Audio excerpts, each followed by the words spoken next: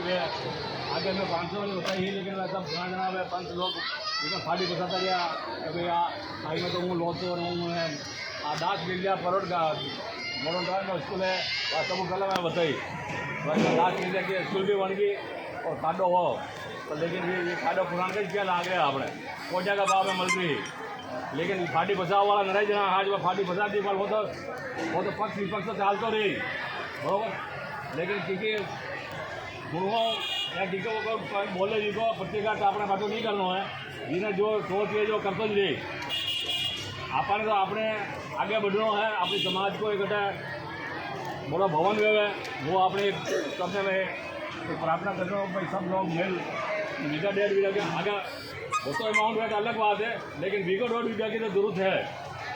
जिसमें सब पहला मैं तो छोटो आज वो सब करता सब ये उद्योगपति है सब मोटा मोटा सेठ है बराबर, मैं तो एक मजदूरी करने वाला आदमी हूँ, छोटा आदमी हूँ, तो 11 लाख रुपया पहला मारा तरफ हूँ जब भी वाड़ी जब भी करो बोलो महाकाली की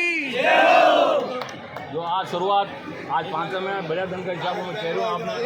1,51,000 भाई की तरफ